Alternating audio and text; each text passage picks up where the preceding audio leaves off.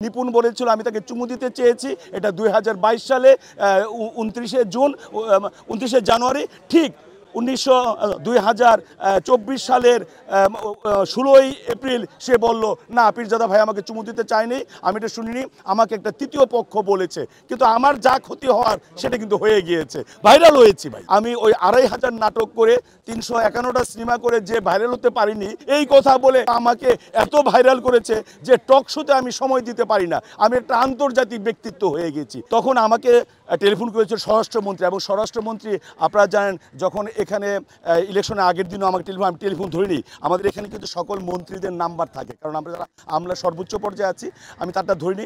এবং শেখ সেলিম আমাকে 17 বার রিং করেছিল তাকে পাশ করিয়ে দেওয়ার জন্য, কিন্তু আমি কিন্তু পাশ করিনি। তারপর আমার বিরুদ্ধে অভিযোগ করলো যে তার ভোট ব্যালটগুলি বাতিল করা হয়েছে, জায়েদ খানের ব্যালটগুলি বৈধ করা হয়েছে, এবং তারা আপিল বোর্ডের কাছে তারা আপিল করলো, পুনর্গণনা হলো, এবং পুনর্গণনা বলে আমি যে রেজাল্ট দিয়েছি সে রেজাল্ট। তারপর আমার চাপ দেওয়া হলো যে আপনি তাকে পাশ করিয়ে দেন, কিন্তু আমি তা পাশ করিয়ে দেইনি।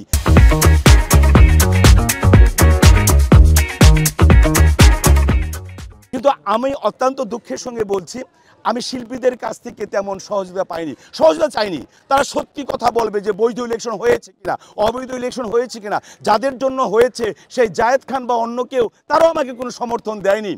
এবং আমার আল্লাহ রাব্বুল আলামিন এটা ব্যবস্থা করেছে, সত্যের জয় সবসময় সেই নিপুণের মুখ দিয়ে বের হয়েছে যে অভিযোগটা।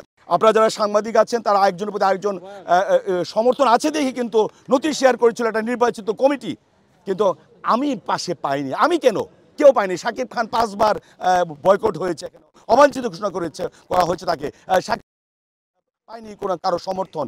এমনকি অনেক